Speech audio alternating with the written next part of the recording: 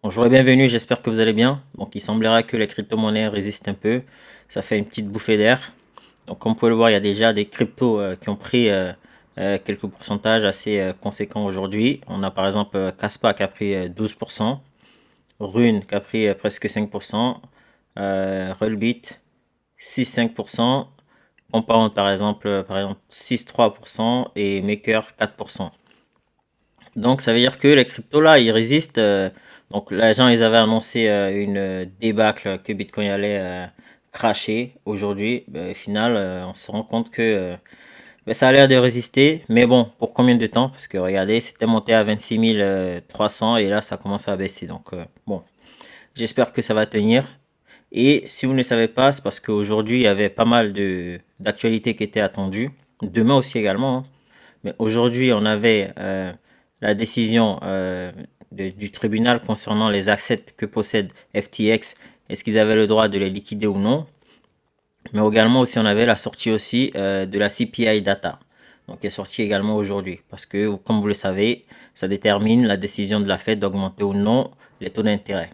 Donc, en effet, on a eu la décision du tribunal concernant les assets de FTX.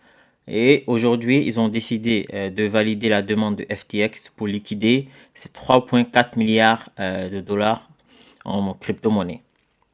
Donc, parmi les assets qui sont touchés, que j'avais cité la dernière fois, donc on aura Solana, Bitcoin, Ethereum, euh, Polygon, RSAP, Stargaze, Aptos, Bybit. Certes, ils ont eu la validation pour liquider ces assets, mais il y a deux choses qu'il faut noter. Donc, la première chose, c'est que FTX, je pense que c'est des gens intelligents. Ils vont pas décider de tout domper sur le marché comme ça. Leur objectif, c'est de vendre pour pouvoir générer du bénéfice, donc vendre au plus haut. Donc, moi, je pense que s'ils décident de le vendre, ce sera peut-être en OTC pour ne pas impacter le marché à la baisse, ou soit liquider au fur et à mesure sur le temps. Donc, ou attendre également à la fin du bear market pour liquider ses assets. Il faut aussi également noter que FTX ne peut pas vendre la totalité de ses Solana et est obligé d'attendre une date ultérieure afin de pouvoir les vendre. Donc voilà, ça c'était la première news qui était tant attendue aujourd'hui, mais on voit que ça n'a pas eu réellement d'impact, en tout cas négatif, sur les prix des crypto-monnaies. La deuxième annonce qui était tant attendue aujourd'hui et qui pouvait avoir un impact assez négatif sur le prix des crypto-monnaies, c'était l'annonce de la CPI. Donc, quelle data on allait avoir. Et donc, aujourd'hui, c'est tombé et on a 3,7% de CPI. Donc, c'est important parce que c'est déjà plus que le mois dernier. Donc, le mois dernier, on était à 3,2 et là, on est passé à 3,7%. Et les analystes et les experts en économie, finance et tout, etc., eux, ils planchaient sur une CPI à 3,6%. Donc, ça veut dire que c'est déjà plus haut que ce que les experts pensaient et aussi plus haut que ce qu'on a eu comme CPI le mois dernier.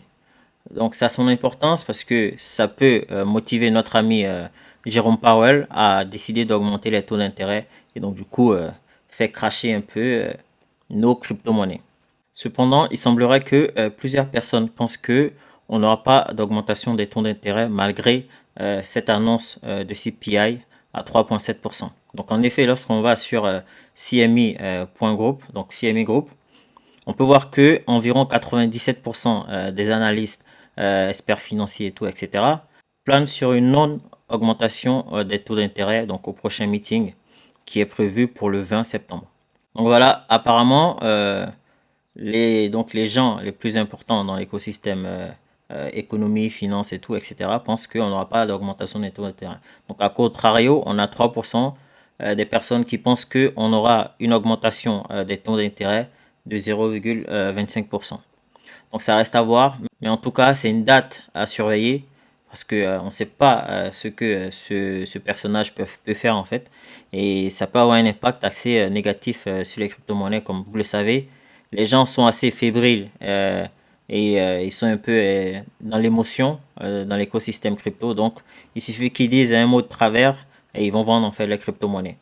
Donc voilà, c'était un petit update sur l'actu crypto, notamment aujourd'hui qui était un jour assez important pour l'écosystème. Donc on a eu deux annonces, mais il semblerait que ça n'a pas eu vraiment d'impact, en tout cas négatif, à date sur l'écosystème crypto-monnaie. Donc si ça vous a plu, n'hésitez pas à liker, à commenter, à partager, mais surtout à vous abonner, ça apporte de la visibilité à la chaîne. Et sur ce, nous on se retrouve très prochainement pour d'autres vidéos crypto. Ciao!